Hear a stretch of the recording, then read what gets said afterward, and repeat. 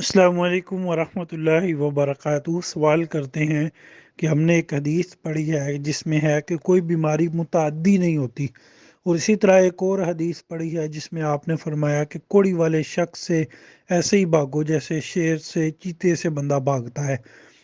تو ان دو حدیثوں کا کیا مطلب ہے؟ کیا یہ دونوں حدیثیں آپس میں متضاد نہیں؟ تو کیا کوئی بیماری واقعتاً متعدی ہوتی ہے یا نہیں ہوتی؟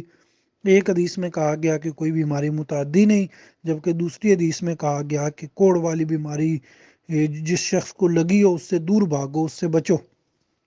اچھا جی، اس مسئلے کو اچھی طرح سمجھ لیں۔ کوئی بیماری متعدی نہیں، اس کا کیا مطلب ہے؟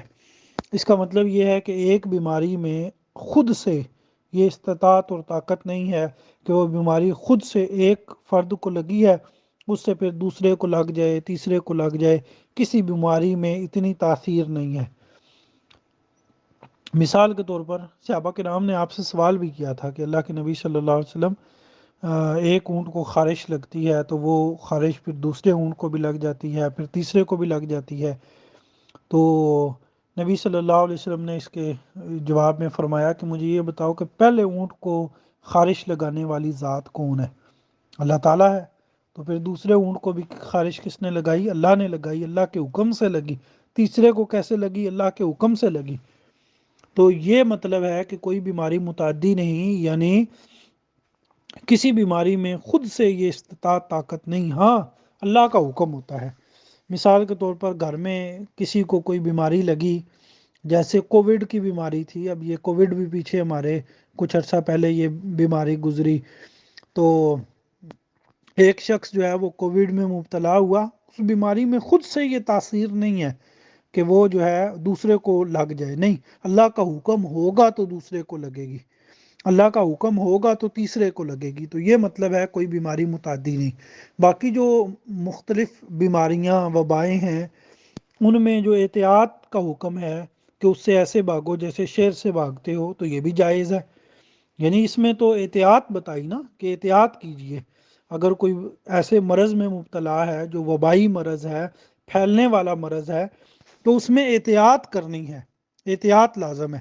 لیکن ساتھ ساتھ یہ عقیدہ بھی دیا کہ اگر کسی کو کسی سے بیماری، یعنی کوئی کسی کے ساتھ تھا اور بیماری اسے لگ گئی، تو یہ نہیں سوچنا کہ مجھے اس نے بیماری لگائی، بلکہ یہ عقیدہ رکھنا ہے کہ اسے بھی بیماری اللہ نے لگائی تھی، مجھے بھی بیماری اللہ نے لگائی ہے۔ اس میں ایک حکمت بھی مخفی پوشیدہ ہے، وہ یہ کہ اس میں احترام آدمیت ہے، وگرنہ تو پھر اگر ایک بندے کو بیماری لگی ہے اور دوسرے کو بھی وہ لگ گئی تو وہ سارے تو اسے کوسنے لگ جائیں کہ بھئی تیری بیماری جو ہے تو نے بیماری پھیلائی ہے، تو منحوس ہے۔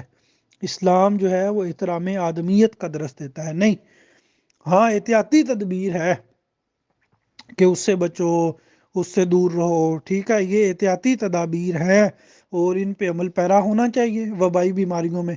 اور یہ بھی کوئی نارمل بیماریاں نہیں، وبائی بیماریاں، جو بیماریاں پھیل جاتی ہیں، ایک وبا کی صورت میں ہوتی ہیں، تو احتیاطی تدابیر ہیں۔ لیکن ساتھ ساتھ احترام آدمیت ہے کہ اگر کسی کو اس طرح بیماری لگ بھی جائے تو وہ یہ نہ کہے کہ اس نے مجھے لگائی ہے، بلکہ اسے لگانے والا بھی اللہ تھا اور اسے لگانے والی ذات بھی اللہ تعالیٰ کی ذات ہے۔ اللہ کے حکم سے، اللہ کے امر اور آرڈر سے یہ معاملہ ہوا ہے۔